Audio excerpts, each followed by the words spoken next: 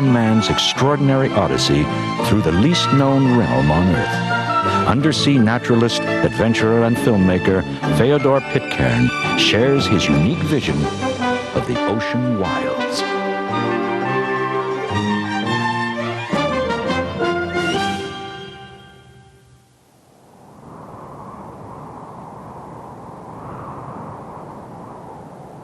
Few places appear more desolate than Patagonia, a wind-swept plateau in southern Argentina. But along the coast, an extension of the plains called the Valdez Peninsula juts 75 miles out into the South Atlantic, creating an isolated coastline and 2 protected bays. These conditions draw to this remote corner of the ocean one of the world's greatest gatherings of marine mammals. For southern sea lions, Valdez serves as an immense playground.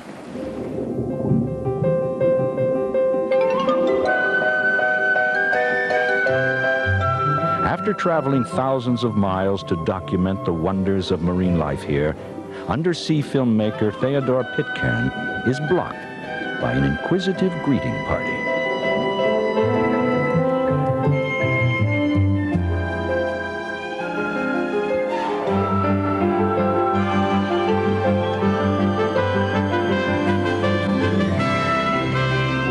Immediately, I sense a world of extraordinary vitality, but I feel like an alien at a border inspection.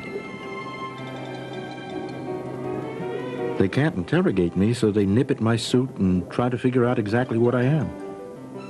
It's not painful, but I won't be able to explore with this mob around me.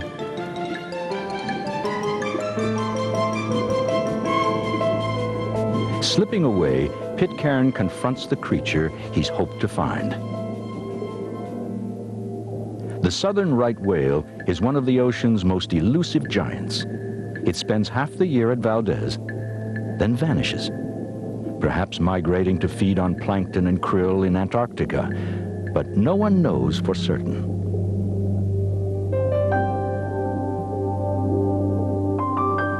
Dubbed by whalers the right whale to hunt, the slow-moving 50-foot behemoth was an easy target.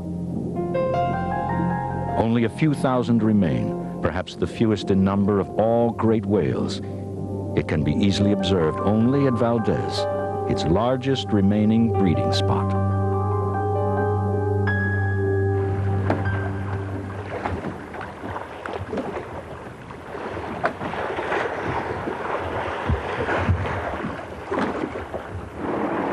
My goal is to document right whale mating behavior and calf rearing, which means observing from a distance and diving daily for weeks at a time in the hope some mystery will be revealed.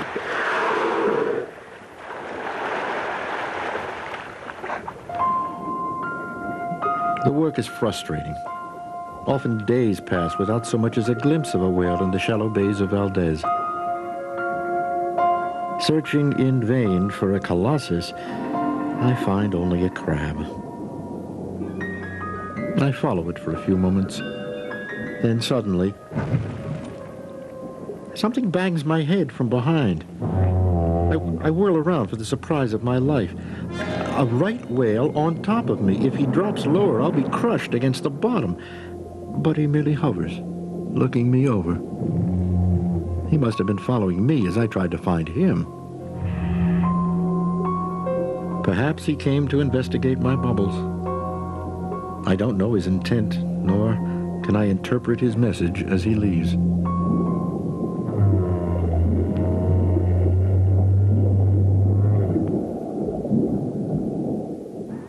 Occasionally, lone adults swim right up to Pitcairn's boat, as if sizing the humans up, exposing the unique double spout whalers look for as the sign of a right whale.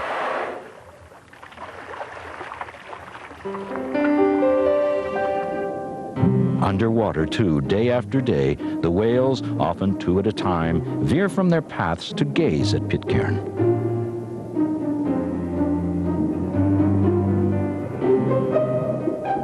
When he approaches for close-ups, they halt in the water, as if posing. A Alone among whales, rights are marked along their heads by white, cake-like growths composed of keratin, the same substance that forms human hair and fingernails. These natural patches occur roughly where facial hair does on humans and differ in size and location, making identification of individual whales possible. Along the contours of the head crawls an army of crab relatives called whale lice, for which the whales serve as moving habitats. It's believed the lice feed on keratin and skin that continually peels away, creating the whale's mottled appearance.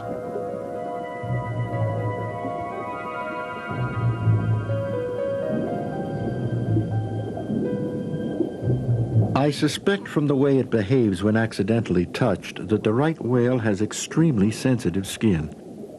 I wonder if it's bothered by the lice infesting it. Like Gulliver, it seems helpless against its tiny attackers. Despite its immensity, I feel a twinge of sympathy seeing the giant pestered by seagulls. When it surfaces to breathe, they swoop down to peck at its loose skin. Lacking any defense, the whale can only endure the aggravation or sink beneath the shelter of the sea.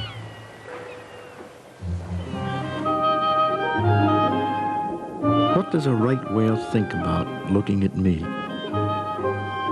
Why does it seem so curious? It's a strange feeling to be scrutinized by a wild animal that can weigh 70 tons. What's going on behind that huge, inscrutable eye? Does it regard me as a kindred being or merely a distraction? Sporadically, the surface waters erupt in vigorous activity. Unlike most animals, right whales may breed all year, though they seem especially ardent during their summer gatherings at Valdez. But courtship can be complicated. A male attempts to mate from below, but the female turns upside down to escape his unwanted advances.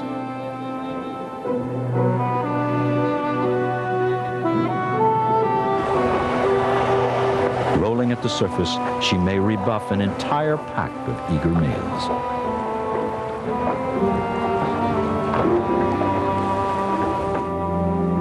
For now, his penis presented in vain, the male is avoided. But during her stay here, the same female may accept the attention of several other suitors each day. One of those unions will produce a calf to be born a year from now. Though no right whale birth has ever been witnessed, it is believed to occur in the protected shallows of Valdez. While right whales cavort offshore, another ocean giant emerges from months at sea to breed in the seclusion of adjacent beaches. Valdez is the only place on the South American continent where colonies of elephant seals leave the water to mate and give birth. For 3 months, they turn the quiet shore into a scene of belligerence and confrontation. A dispute between two mothers flares up without apparent reason and just as quickly is forgotten. Largest of all the seal family, the southern elephant seal bull can reach 20 feet and 4 tons.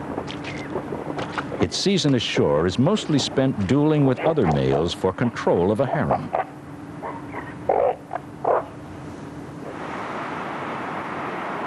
Bachelor males lurk constantly at the edges of a colony in hope of seizing control from the current harem ruler.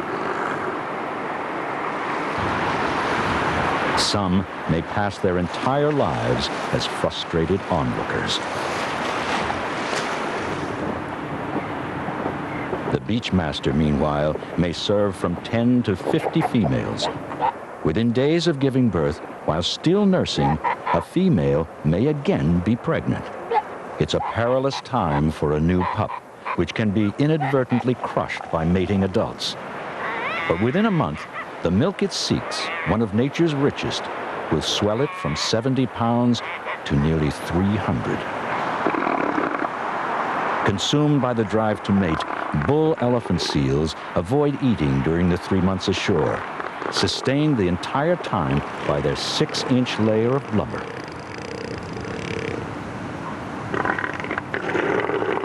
Bachelors are left with little to do but issue vocal challenges to the beachmaster.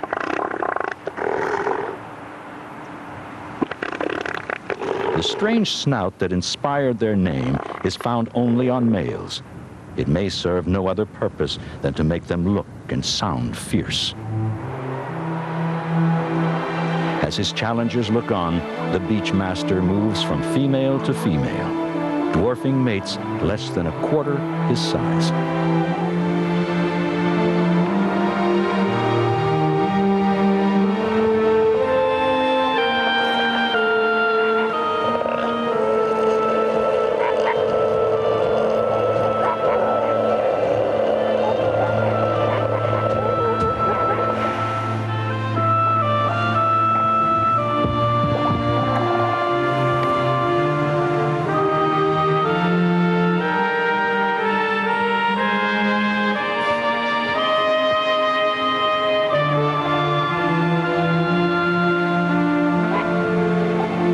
I feel as though I'm watching the forces of evolution at work.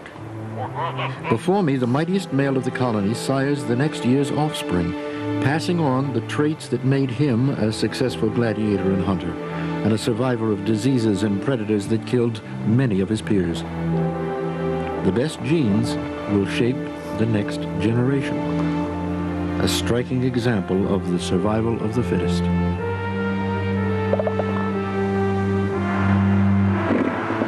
Perhaps thinking there is an opportunity to sneak into the harem while the dominant male relaxes after mating, a bachelor makes a move, but is quickly driven away by the alert beachmaster.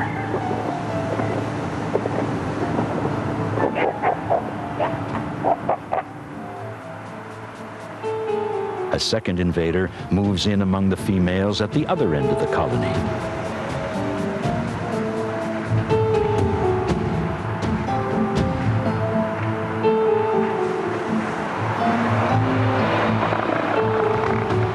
The beachmaster threatens him with an aggressive posture and a roar of warning.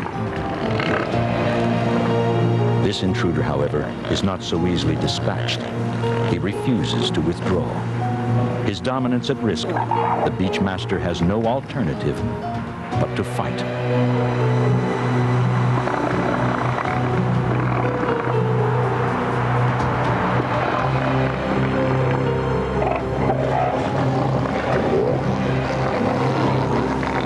Few bulls die, but the slashing combat leaves most badly scarred. Though some battles go on for nearly an hour, most are over in less than a minute.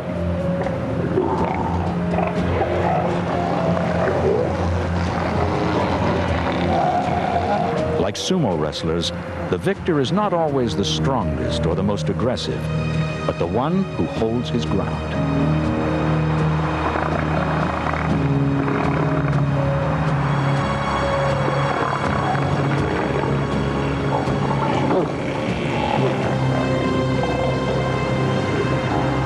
When a moment of obvious dominance occurs, the loser is quick to back off.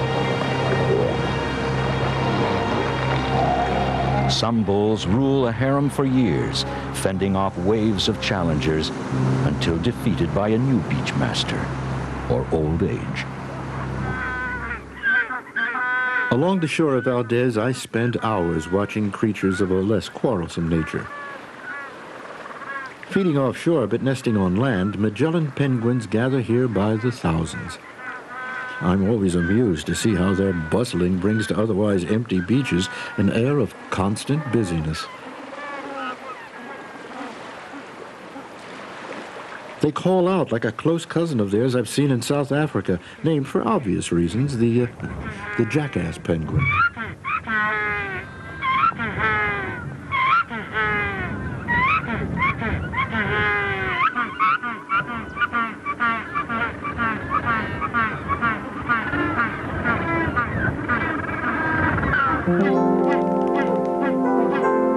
Through the summer at Valdez, they pair off for courtship rituals that lead to mating.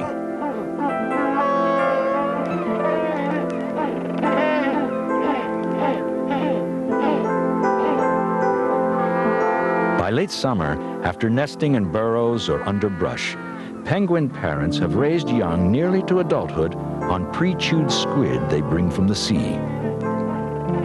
The Valdez shore provides a safe nursery with few land predators. But as new generations of young here prepare to swim off to hunt on their own, they will confront dangers in the sea, adjacent to their quiet beaches. Of all the juveniles lining the shore, I doubt any faces a greater peril than the young raised in the sea lion colonies of Valdez. My first impression arriving years ago was of an idyllic setting where carefree sea lions cavorted like sunbathers on an endless vacation.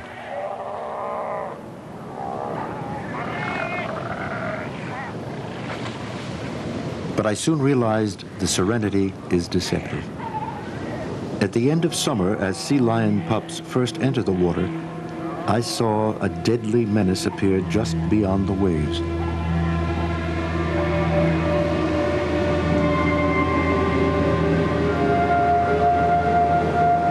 Roaming the coastline are orcas, commonly called killer whales, one of the super predators of the sea.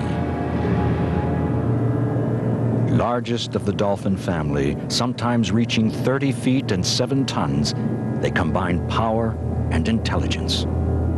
Though Patagonia's orcas feed on a variety of prey, including penguins and elephant seal pups, they favor young sea lions. Able to distinguish the cries of newborns on shore, they arrive just when pups by the hundreds are venturing into the shallows. The predatory spectacle that ensues is one of the most extraordinary ever witnessed in nature. A lone orca scans the water's edge for an unsuspecting target. Ashore, watched by the adults, the pups appear safe in water too shallow to accommodate an orca. In fact, they are sitting ducks. The orcas of Valdez, unlike any observed elsewhere, have learned to charge directly onto the beach to catch sea lion young. The boldest of the orcas is a 35-year-old male researchers call Mel. When the tide is high, Mel makes a close pass, perhaps scouting his path of attack and his target.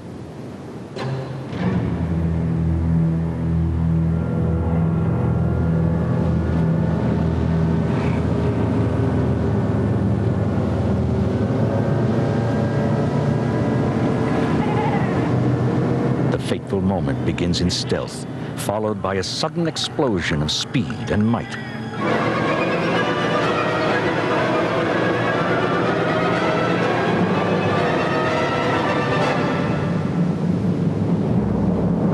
The helpless victim is dispatched in an instant, then consumed underwater.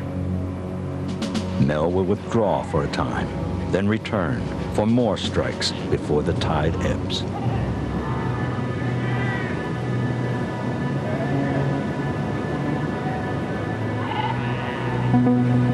So lightning fast are the raids, so quickly does a youngster disappear. Other pups and adults can appear confused. They rush away temporarily, but soon return to the water.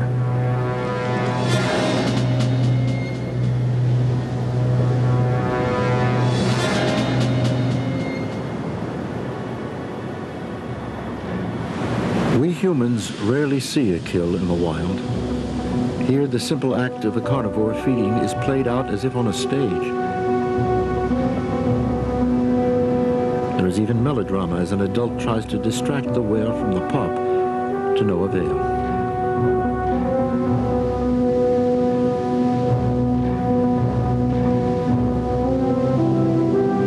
Watching, it's difficult not to root for a young and innocent creature. Unlike theater, there is neither good nor evil in the wild. Merely an efficient hunter surviving on prey that are themselves ocean hunters of still smaller prey.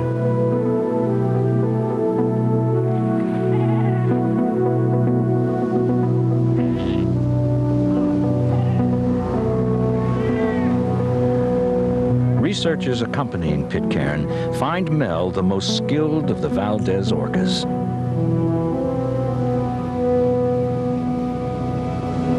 To seize such a small moving target in murky surf requires extraordinary coordination and timing. Because a miscalculation could leave the attacker beached, orcas begin training to attack when they are only 6 months old.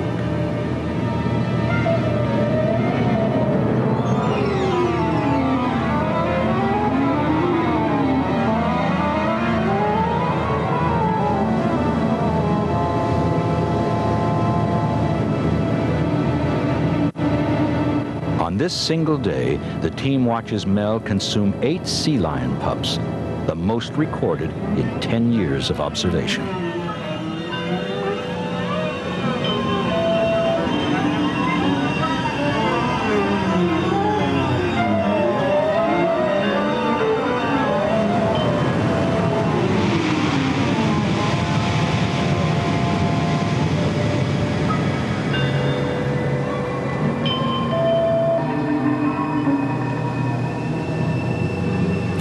Its stark drama, orca predation merely keeps sea lion numbers in check. Of 1,000 pups born annually at Valdez, fewer than a quarter will be taken by orcas. Most will live on to reproduce as adults and maintain the colonies.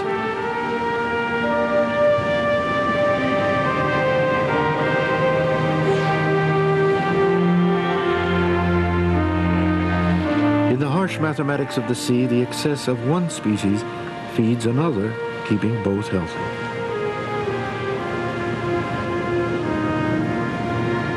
Valdez serves not only as a place where the sea is renewed by birth, but strengthened by death. As winter approaches and sea lion pups grow too agile to be easily caught, Mel and his companions swim north to feed on fish and await the sea lion feast of next summer at Valdez.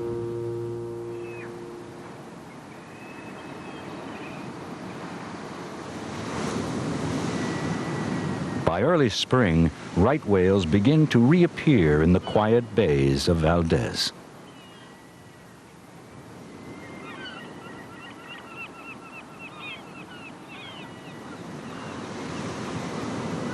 A female is now accompanied by a newborn calf.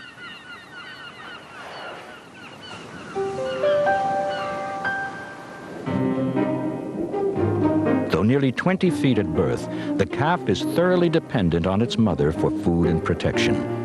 It will not venture far from her back for an entire year.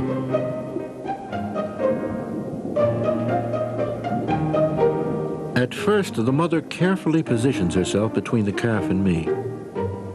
I keep my distance. I understand her distrust, especially in the ocean wilds where her defenseless youngster could be attacked by orcas or sharks.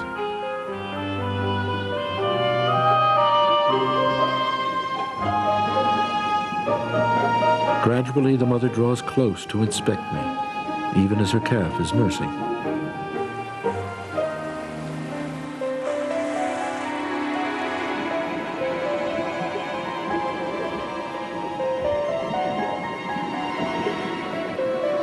The youngster eyes me curiously, but remains perched on its mother. One of nature's most powerful defense weapons ensures the calf's safety. The mother's tail is so powerful it could knock me unconscious or even lift an attacking orca from the water.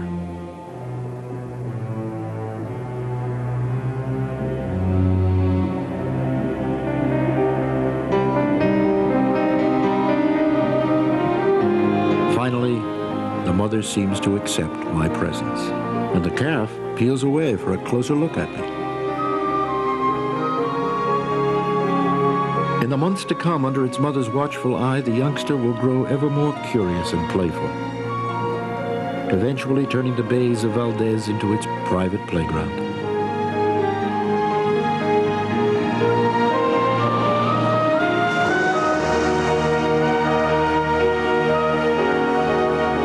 its life, the calf will return to this special realm for half of each year.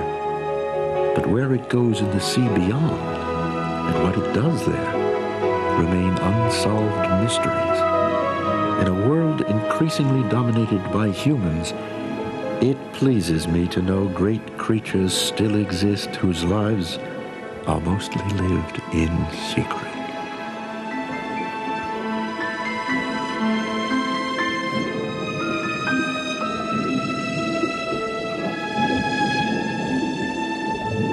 From the realm of the southern right whale, Pitcairn journeys to the North Atlantic. At a unique gathering spot, he will enter the world of another extraordinary ocean behemoth.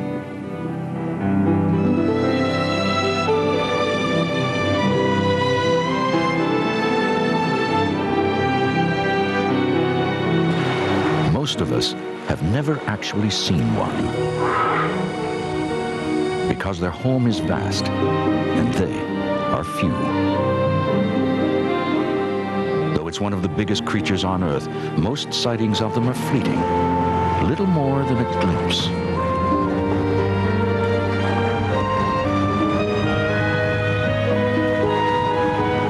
But if there was ever a place you might see one, this is it. Silver Bank, where the humpbacks of the North Atlantic come to breed.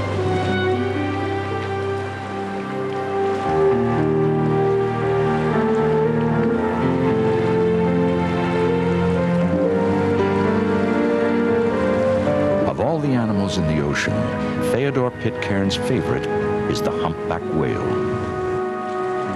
Now he's on his way to capture one special group of them on videotape.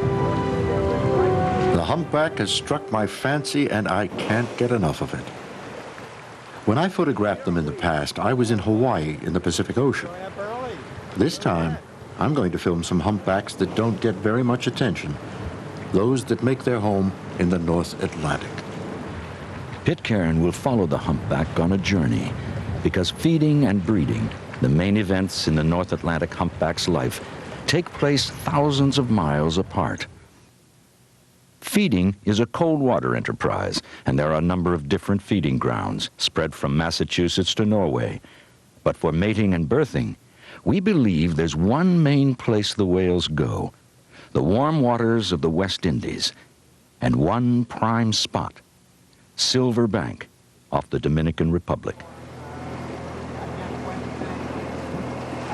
Pitcairn's journey begins when his boat and crew leave Samana Bay for the bank, now a whale sanctuary. By the end of December, the first humpbacks begin to arrive, flaunting an assortment of parts.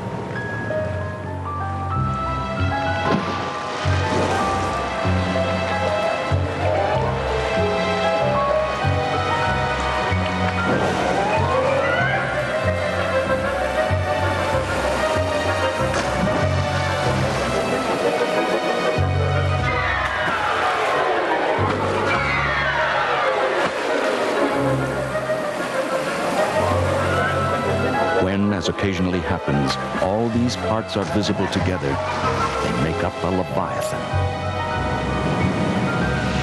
50 feet and 50 tons of humpback whale.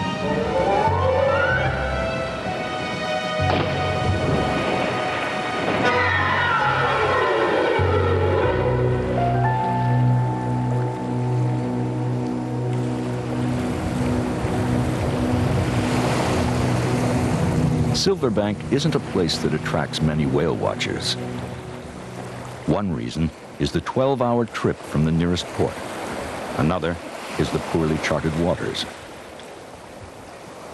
Then there's the coral, which once sank so many Spanish galleons laden with silver that it gave the bank its name. The coral grows up from the bank all the way to the surface. It's a terrible hazard for a boat, especially since the area is completely exposed. We tie up and cross our fingers. Now that we're safely anchored, we're staying put, but I can't help noticing how a boat on Silver Bank feels very small and very vulnerable.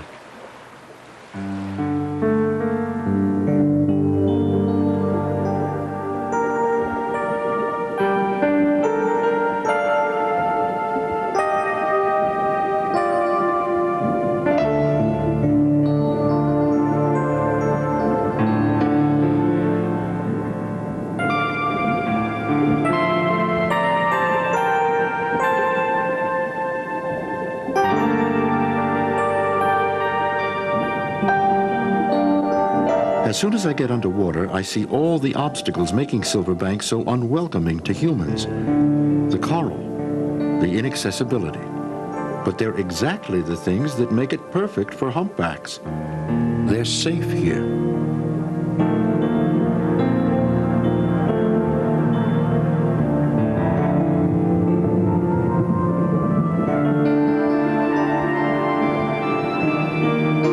The coral is so dense, it's hard to imagine how a huge humpback maneuvers through it. What agility it takes.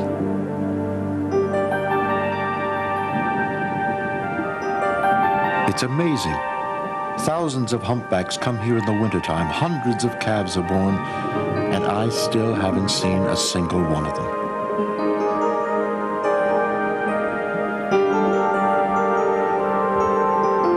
But then, as I come around an outcropping of coral, I look around and see something marvelous. It's a little hard to see, but there in the sand is the body print of a humpback.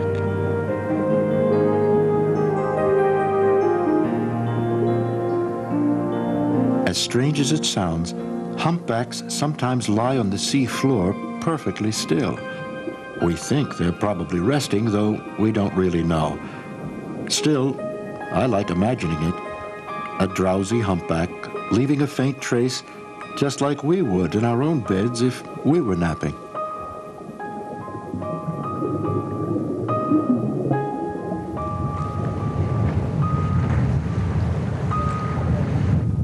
Once Pitcairn gets topside, he realizes he's not the only whale watcher camped on Silverbank. Some good fortune has come my way. There's a group of people across the bank who've come to study the humpbacks. Their dedication leads them to anchor here for 8 weeks at a stretch and to live in cramped quarters. Perhaps we can meet to share both information and a meal. Whale research can be a lonely task. I suspect they could use a little diversion. The research project is called YONA, an acronym for Years of the North Atlantic Humpback. Its mission is unprecedented, to investigate the humpback whale throughout the entire North Atlantic Ocean. David Matilla from the Center for Coastal Studies heads the work in the West Indies. Generally in the past, humpback whales, I think in the general public's mind, they've been associated with the Pacific Ocean because that Alaska and Hawaii have been the focus of many documentaries, and they're very exotic and beautiful places to go to see whales. And perhaps they're a little bit easier to get to than Silverbank. But because of that, it seems that some of the public have not realized that there are indeed humpback whales, in fact, all sorts of whales in the Atlantic Ocean. And in fact, there are probably more humpbacks in the North Atlantic, we're pretty sure of that, than the Pacific.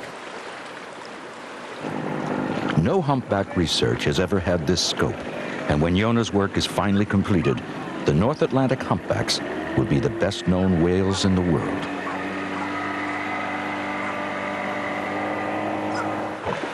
One goal of the study is to figure out how many of the giants are in the North Atlantic. Before the humpbacks were hunted to near extinction, there were tens of thousands.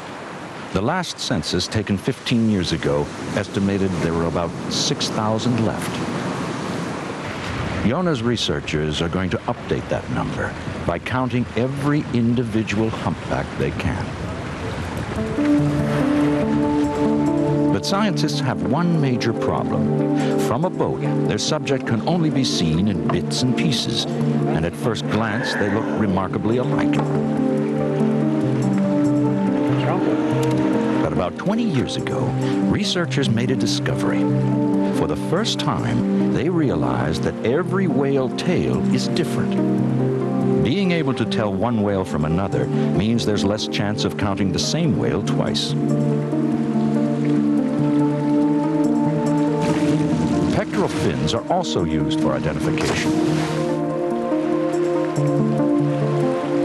Dorsal fins and other parts too.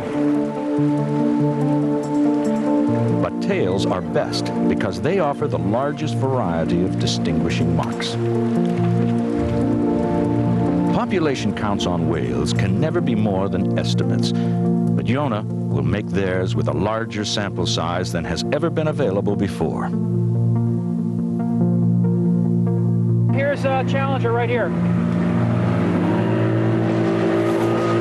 If scientists can get a DNA sample from a humpback, they can answer a lot of questions, such as what the impact of whaling has been, and whether there's a large enough gene pool left to sustain the population. Right in the left of the tube.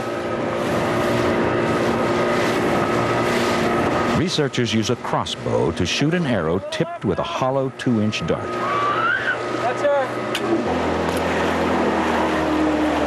Per Palsboll is coordinator of Yonah's genetics project. When the arrow hits the whale, it reacts. Just as if I took a little needle and I hit myself, I would do like this or something, a quick reaction. But none of us believe, and I think that any of what we have seen doesn't do demonstrate that there is no long-term effect. Of course, no one can say that for sure. The new techniques, the genetics, have evolved in such a manner that we can now use these very small samples. We don't have to kill a whale, which, say, 5-10 years ago, you had to kill a whale to get the same kind of information. From one sample of skin and blubber, a scientist can do 50,000 tests and still have some left over for future study.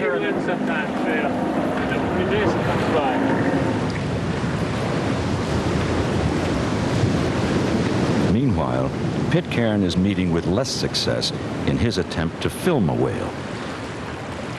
One thing after another keeps me from getting any worthwhile filming done. Either the winds are blowing at 30 knots, or the water is cloudy, or the outboard motor is broken down. Sometimes I'll go out all day and dive 30 times trying to get footage. Every time I pull myself onto the Zodiac, I feel the 70 pounds of gear I'm carrying. I'm tired and frustrated. I write in my log notes, tempers frayed. One thing Pitcairn knows is that it's usually futile to go searching for whales. He'll get close-ups of humpbacks only when they decide to come to him.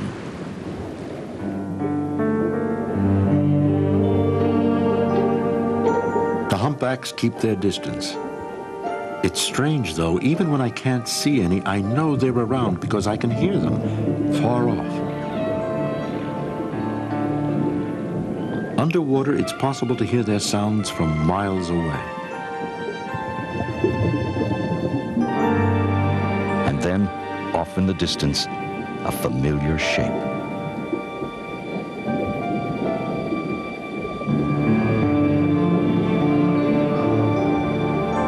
It's an extraordinary experience to see any whale for the first time.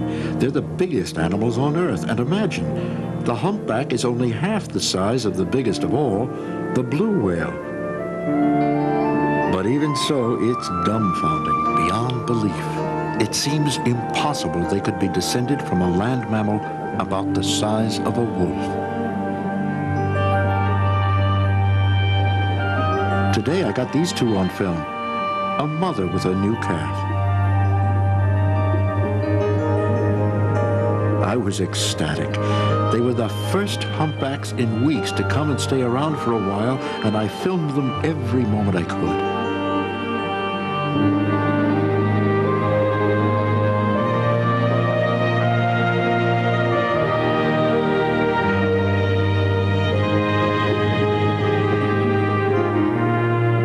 In the whale world, the closest ties are between a mother and her infant. Her offspring will drink 50 gallons of milk a day in order to gain 100 pounds a day, or 4 pounds an hour.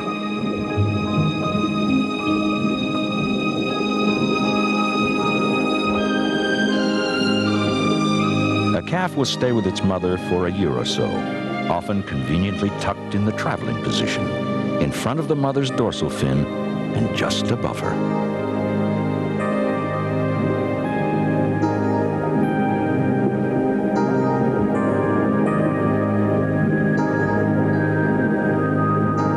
A female becomes fertile again a month after she gives birth, and her gestation period is about a year. Once a female conceives, she doesn't linger at Silverbank. Instead, she heads north to the feeding grounds.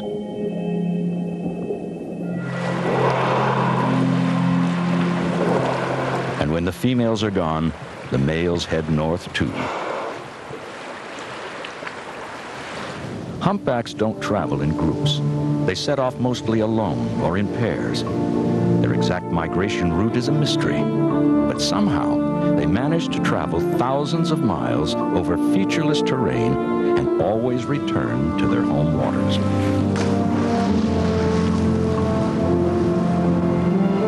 By the time the humpbacks arrive at the feeding ground, they haven't eaten for 6 months.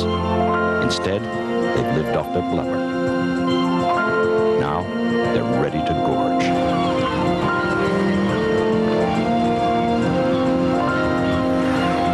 There are two kinds of whales, those with teeth and those like the humpback with baleen, a horn-like material we know as whalebone. Baleen acts as a sieve, straining out tons of water and leaving behind the plankton and schools of tiny fish this behemoth eats. Baleen whales don't chew. They just open their mouths and gulp. And hovering gulls get an easy meal from the humpback's leftovers. About 900 North Atlantic humpbacks feed in U.S. waters. One of their favorite places is Stellwagen Bank. The submerged bank lies in the middle of Massachusetts Bay, directly across from Boston and just north of Cape Cod. Like Silverbank, it's a marine sanctuary, but a little more accessible. Every day from April to October, the fans come to watch this marine marvel.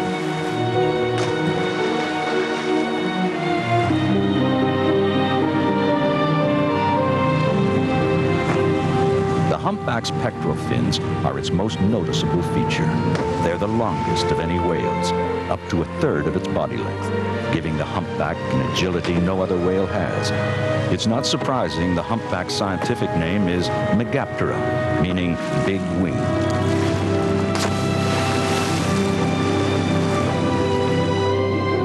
Although most Atlantic humpbacks have white fins, those of most Pacific whales are black on top, one of the differences between the two. Humpbacks breathe through a blowhole on top of their heads. Their usual time underwater is 3 to 5 minutes, but they can stay under up to half an hour if they need to. A full-grown humpback can carry up to a ton of barnacles and other parasites on its body. Experts speculate getting rid of them is one of the reasons they do this.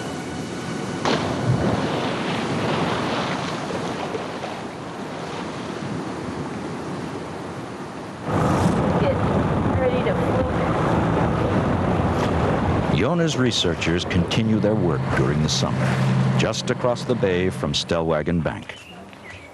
For Lisa Barrow, it's sorting pictures of whale flukes. This represents all the flukes that I photographed in the 2 months on Silverbank. And they're all arranged from white to black, which is how we catalog the photographs. And they're laid out here so that there can be some internal matching done. But Pitcairn is here for another reason. That I took. I brought some footage from Silverbank to show to Yona, and a great thing happened. Lisa recognized one of the humpbacks she has been studying. And we looked at this and The whale feeds here at Stellwagen Bank, and her name is Chimney. This idea that it might be Chimney.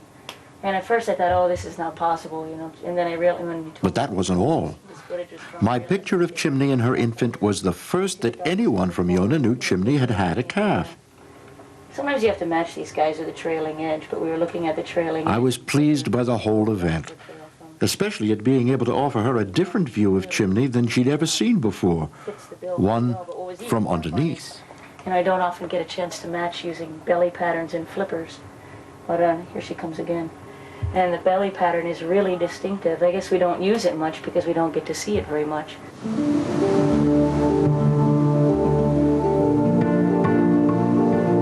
A human being can get from Massachusetts to Silver Bank in a matter of hours. The fastest known humpback trip is 34 days by a whale named Trunk, and he had reason for hurrying. The urge that tells a humpback it's time to return to the mating ground and breed.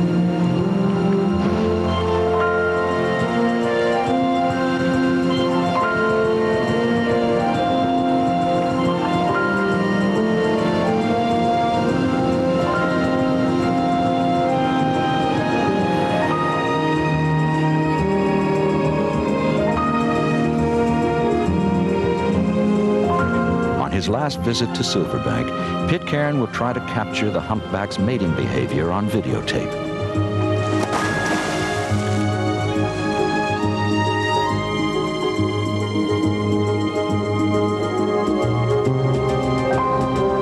On the mating ground, males vie for the favor of the fertile female. Here, she has her calf in tow. Every male that surrounds her wants the prized position at her side. Though the situation looks calm, the atmosphere is always tense. Blowing bubbles is one way the primary escort responds to a challenge by another whale, a warning equivalent to saying, "Keep your distance."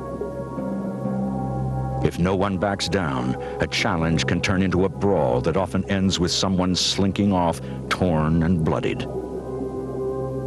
I got one opportunity to film a competitive group. There were whales all around, by my side and underneath me.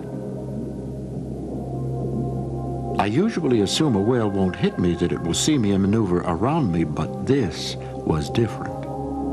The whales were courting, and there was no doubt in my mind that I was totally irrelevant to them. They were excited, and that made the situation very intense. I completely forgot I had the camera. All my energy went into just trying to keep my wits about me. Even so, it was a thrilling experience.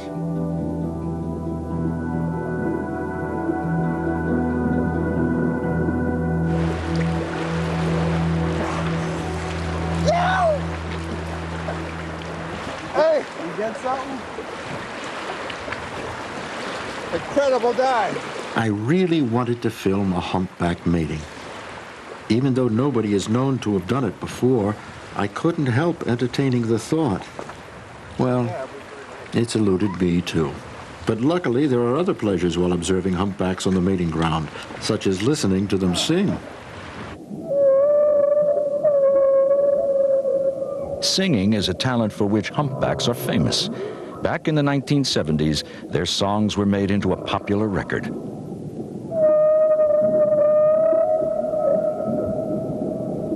Singing is something males do.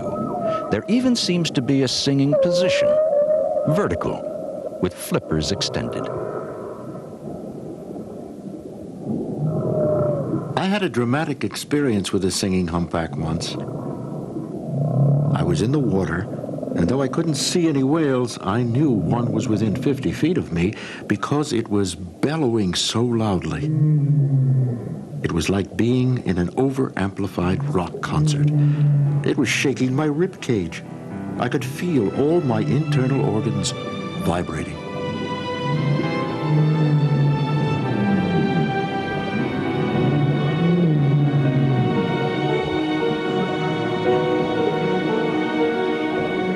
We don't really know why a humpback sings, though perhaps a song is the way a female decides the suitability of a mate. Whatever the reason, we know of one song that lasted 22 hours.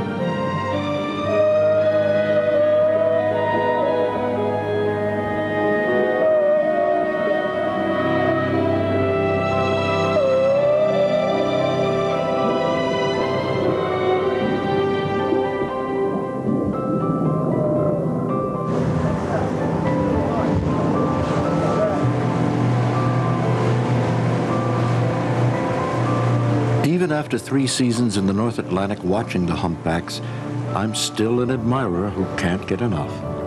Oh. How could I ever tire of an animal that always makes me want to smile? Thank you very much. I hope that we can continue to find ways to protect this vulnerable species. And as we keep learning more about them, perhaps we can improve the quality of their existence so that there will always be humpbacks coming to Silverbank and increasing their numbers and relishing these waters. Someone once said, "There be few creatures in earth, air, or sea that lead a happier life or enjoy it with a greater zest than the humpback." It seems that way to me, too.